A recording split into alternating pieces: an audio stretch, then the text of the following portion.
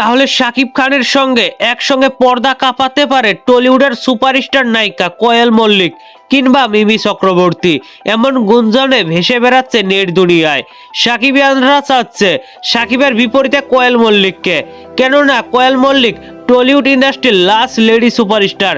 যদি কোয়েল মল্লিক না হয় তাহলে মিমি চক্রবর্তী হলেও চলবে বলে মত প্রকাশ করছেন সাকিবিয়ানরা। তবে কোন সিনেমায়, সবকিছুর বিস্তারিত নিয়েই আজকের এক্সক্লুসিভ।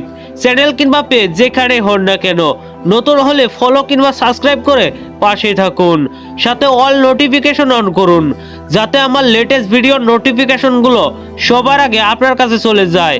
তুফান, হ্যাঁ, মেগাস্টার শাকিব খানের বহুল প্রতীক্ষিত তুফান মুভিতে নায়িকা হিসাবে থাকতে পারে কোয়েল কিংবা মিমি। সাকিবিয়ানদের দাবি সাকিবের সঙ্গে এই দুই অভিনেত্রীর একজন হলে খুব জমবে।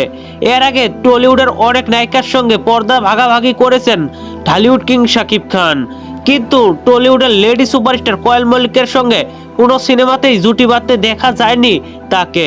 এবার সেই প্রত্যাশা পূরণ হবে বলে আশাবাদী সাকিবের ভক্তরা। তুফান সিনেমাটি নির্মাণ করবেন সফল নির্মাতা রায়হান রাফি। রায়হান রাফি জানায় তুফান মুভিতে নায়িকার বিশাল চমক দেখা যাবে।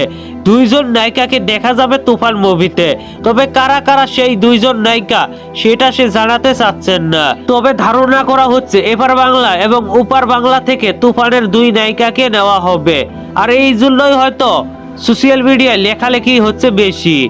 সাকিব ভক্তরা রায়হান রাফিকে অনুরোধ করছে কোয়েল মল্লিককে তুফান সিনেমার নায়িকা হিসেবে রাখতে।